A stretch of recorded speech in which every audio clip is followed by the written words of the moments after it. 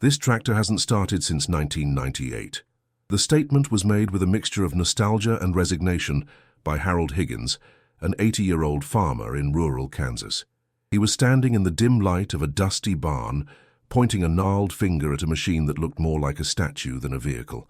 It was a 1975 International Harvester 1566, a massive red-painted beast that had once been the pride of the Higgins farm. Now, it was covered in a thick layer of dust, bird droppings, and cobwebs. Its tires were flat, the rubber cracked and dry-rotted. The cab glass was opaque with grime. It had been parked in this spot 27 years ago after a catastrophic harvest season where it had simply refused to run right, and eventually refused to run at all. Harold had bought a new John Deere the next spring, intending to fix the International someday. Someday had turned into decades. But before we explore the mystery of this silent giant, I have to ask, where in the world are you watching this story from? Are you in the United States, perhaps somewhere in Europe or another part of the globe? Drop a comment below and let us know.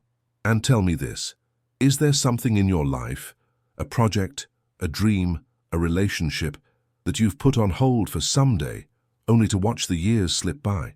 Let's build a community that believes it's never too late to start again. Harold wasn't alone in the barn. Standing next to him was a young woman named Maya Brooks. Maya, 32, was a mobile diesel mechanic who had built a reputation in the county for her patience and her unusually keen hearing. She didn't rely solely on diagnostic computers. She listened to engines like a doctor listens to a heart. Harold had called her not because he needed the tractor for farming, he was retired and his land was leased out, but because he was selling the farm. He wanted to hear his old tractor run one last time before the auctioneers came to haul it away as scrap metal. It was a sentimental request, a closure he felt he owed to the machine that had worked so hard for him. We had 3 mechanics look at it back in '98, Harold continued, his voice echoing in the quiet barn. They replaced the fuel pump, the injectors, the turbo. Cost me a fortune. It would run for a bit, sound like it was tearing itself apart and then die. They said the engine was internally unbalanced and needed a complete rebuild. I didn't have the money then. So here she sits. Maya walked slowly around the tractor, her boots crunching on the dirt floor. She wasn't looking at the dust, she was looking at the bones. The 1566 was a legendary machine, known for its brute strength. An internally unbalanced engine on a tractor this robust was rare, especially with only 4,000 hours on the meter. It sounded like a misdiagnosis, a guess made by mechanics who couldn't find the real problem. "Do you mind if I try to turn it over?" Maya asked. Harold chuckled, a dry, dusty sound. "Be my guest? But the batteries have been dead since Clinton was president." Maya smiled. She had come prepared. She walked out to her service truck and wheeled in a heavy-duty cart, carrying 4 massive, fully charged commercial batteries connected in parallel. Enough amperage to jump-start a locomotive. She spent the next hour preparing the patient. She checked the oil. It was black and thick like tar, but full. She checked the coolant. It was low, but present. She removed the air filter, shaking out a mouse nest. Then she disconnected the old rotted fuel lines and hooked up a portable fuel tank with fresh diesel directly to the injection pump, bypassing the tractor's potentially contaminated tanks. Finally, she connected her battery cart to the starter. "All right, Harold," she said. "Let's see if she still wants to wake up." She climbed into the cab, the seat springs groaning under her weight. She pressed the clutch, made sure the transmission was in neutral, and hit the starter button. The starter solenoid clicked, engaged, and then nothing. The engine was stuck, not seized solid but stiff from 27 years of sitting. Maya didn't force it. She climbed down, grabbed a 4-foot breaker bar and a socket, and attached it to the crankshaft pulley bolt. With slow, steady pressure, she leaned into it. Creak. The engine moved an inch. She reset and pushed again. Groan. Another inch. She spent 20 minutes manually rotating the engine, feeling the rust on the cylinder walls. Brake free, working the oil up into the bearings. Satisfied that the engine was free, she climbed back into the cab. She hit the starter again. This time, the massive 7.6-liter engine began to turn. Roar! It was slow, heavy, and labored. She gave it a shot of ether, starting fluid into the intake. Bang! The engine fired on one cylinder, then two, emitting puffs of black and white smoke that shot up to the barn rafters. It coughed, stumbled, and then, with a thunderous roar, the International 1566 roared to life. The sound was deafening in the enclosed space. Harold's eyes went wide. He hadn't heard that sound in nearly 30 years. But something was wrong, terribly wrong. As the engine settled into an idle, a horrific noise filled the barn. Clack, clack, clack, clack. It sounded like a sledgehammer hitting an anvil inside the engine block. The tractor shook violently. Maya immediately reached for the kill switch, but then she stopped. She didn't shut it off. Instead, she leaned her head out of the cab window, closing her eyes, listening intently. The noise was terrifying to Harold. "Shut it down!" he yelled over the din. "She's gonna blow! That's the noise! That's the same noise it made in '98! Maya kept listening. She listened not just to the loud clack, but to the rhythm of it. An internal engine knock, a rod bearing or a wrist pin, usually happens at a speed directly related to the engine's RPM. It's a deep, heavy thud. This noise was different. It was sharper, higher pitched, almost metallic, and crucially it seemed to be happening at half the speed of the engine. Clack, pause, clack, pause. It wasn't a rod. It wasn't a piston. Most mechanics would hear that noise, panic, and assume the engine was destroyed. That's what the mechanics in 1998 had done. They heard a death rattle and walked away. But Maya heard something else. She heard a pattern that didn't fit the diagnosis. She shut the engine off. The silence that rushed back into the barn was heavy. Harold shook his head, looking defeated. "See? Told you. She's broken inside. Rod knock. Just like they said." Maya climbed down from the cab, a thoughtful expression on her face. "Harold," she said quietly, "that's not a rod knock." Harold looked at her skeptically. "Sounds like a rod knock. Hits like a rod knock. What else could it be?" "A rod knock is a deep thud," Maya explained. "This is a sharp crack, and it's too slow. It's happening at half engine speed. That means it's related to the valve train or the injection pump timing, not the rotating assembly. It sounds external." She walked to the front of the tractor. The International 1566 has a unique design. The massive diesel engine sits far forward, and the cooling fan is driven by a complex system of pulleys and shafts. Maya grabbed her flashlight and began to inspect the front of the engine. She checked the fan hub. Solid. She checked the water pump pulley. Fine. Then she looked deeper, down into the gap between the engine block and the massive cast-iron frame rails that supported the tractor. It was a dark, greasy abyss, filled with decades of accumulated dirt. She reached her hand into the gap, feeling around blindly. Her fingers brushed against something loose, something metal. She grabbed it and pulled. It didn't come out, it was attached to something. She wiggled it. Clack. She wiggled it harder. Clack, clack. It was the exact same sound, just quieter.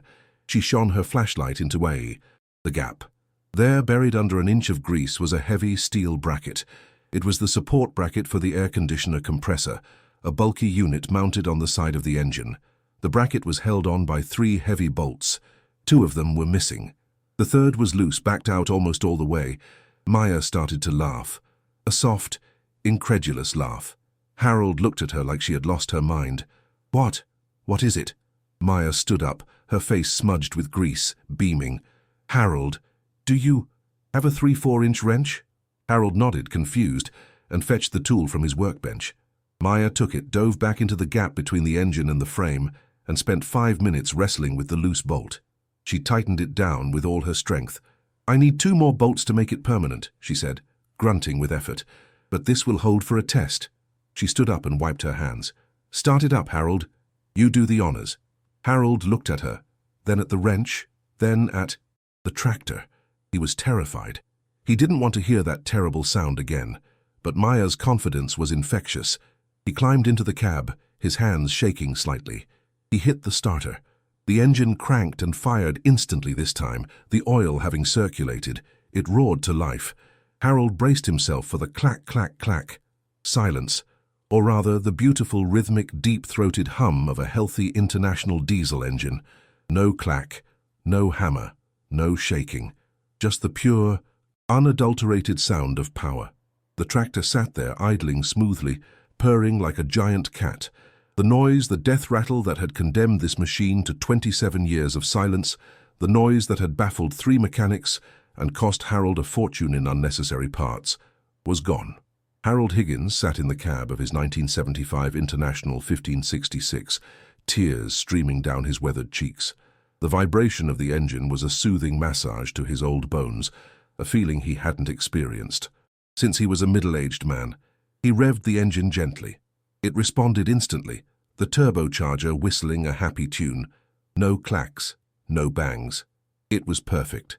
He shut it down and climbed out slowly, staring at Maya as if she were a magician who had just pulled a rabbit out of a hat. "A bolt?" he whispered, his voice thick with emotion. "It was a loose bolt?" Maya nodded, showing him the grease-covered bracket. "The AC compressor bracket. It's heavy steel. When the bolts vibrated loose back. In '98, the bracket started slapping against the engine block every time the compressor engaged, or the engine vibrated. Because it's mounted directly to the block, the sound resonated through the entire cast-iron structure. It sounded exactly like an internal engine knock. It fooled the mechanics because they were listening for a failure inside the engine. They assumed the worst. I heard it was too sharp, too external. I listened for what it was, not what I was afraid it was." Harold shook his head, a mix of joy and anger washing over him. 27 years, he muttered. "This tractor sat here for 27 years. I bought a new John Deere I couldn't really afford because of a loose bolt. Those mechanics, they told me the engine was trash." Maya put a hand on his shoulder. "They weren't bad mechanics, Harold. They just stopped listening too soon. They heard a scary noise and let their assumptions take over. It happens. But she's running now. She's alive." The news of the resurrected tractor spread through the small farming community faster than a prairie fire. The auction was scheduled for the following weekend, and suddenly the scrap tractor was the star attraction. Neighbors who had known the dead International for decades came by just to hear it run. Maya returned the next day with the proper bolts and secured the bracket permanently. She also changed the oil, the filters, and the coolant, giving the old girl a proper service. When she was done, she and Harold power washed 27 years of grime off the red paint. Underneath the dust, the tractor was remarkably well preserved. It gleamed in the sun, a survivor. But the story didn't end there. The auction day arrived. Hundreds of people gathered at the Higgins farm. There were rows of old plows, tools, and household items. But the crowd was thickest around the International 1566. The auctioneer, a fast-talking man named Divesay, knew the story. He started the bidding. "Ladies and gentlemen, we all know this tractor. We all thought she was dead. But thanks to a brilliant young mechanic, she's back. Listen to this." He signaled Harold, who was sitting in the cab. Harold turned the key. The engine roared to life, sounding strong and proud. The crowd cheered. The bidding started at $5,000. It jumped to $10,000 in seconds, then $15,000, then $20,000. 2 serious collectors were locked in a battle. One was a local man who wanted it for his collection. The other was a phone bidder represented by an agent.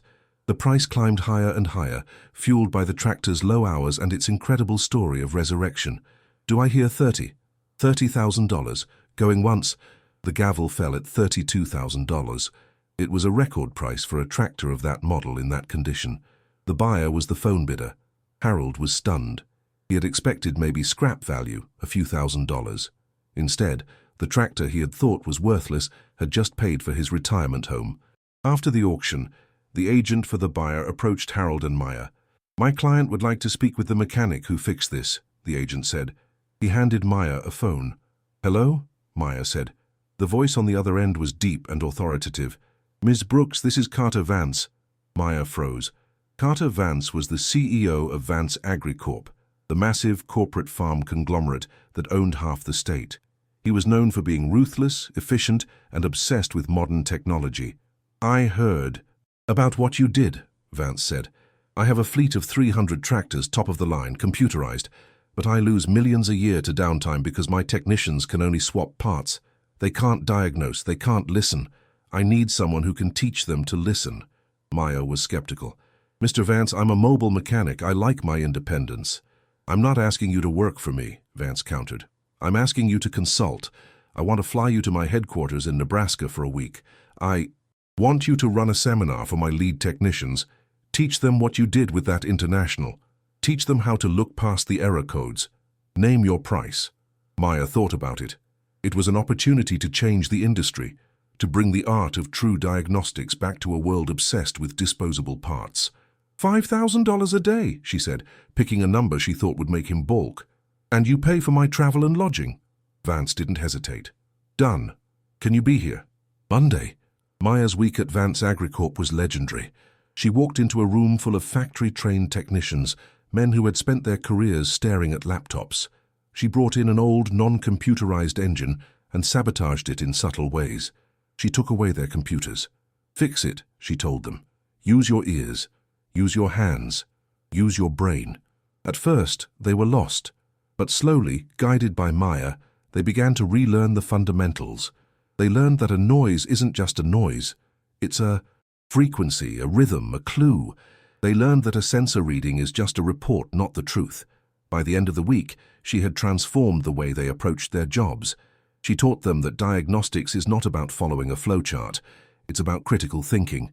Back at the Higgins farm, the International 1566 was loaded onto a flatbed truck, destined for Carter Vance's private museum of agricultural history. It wouldn't work the fields anymore, but it would serve a higher purpose. A plaque was placed in front of it. It read, "The teacher, silenced for 27 years by an assumption, resurrected in 20 minutes by a mechanic who knew how to listen." Harold Higgins moved into a comfortable retirement community, his financial worries eased by the sale of the tractor. He and Maya remained friends. He would often tell the story to anyone who would listen, tapping his ear and saying, "It's not about what you see, son. It's about what you hear. Most people hear noise. Maya, she hears the music." Maya's business exploded. She was no longer just the local mobile mechanic. She was the ghost hunter, the woman who could fix the unfixable. But she never let it go to her head. She kept her old service truck. She kept her boots muddy. And every time she approached a broken machine, whether it was a $1 million combine or a rusty old pickup, she started the same way. She didn't plug in a computer. She didn't open a manual. She closed her eyes, leaned in close, and simply listened. The story of the 1566 is a reminder that in our rush to modernize, to digitize, to automate, we often lose touch with the fundamental reality of things. We trust the screen more than our senses. We trust the expert's quick judgment more than the patient observer's intuition. The mechanics in 1998 weren't incompetent. They were just hurried. They were primed to expect a catastrophe, so they found one. Maya succeeded because she approached the problem with a blank slate. She didn't bring assumptions. She brought curiosity. She proved that sometimes the most expensive, complex, and terrifying problems are just a loose bolt rattling in the dark, waiting for someone with a wrench and a little bit of patience to tighten it down. So, as we finish this story, I ask you one final time, where are you watching from?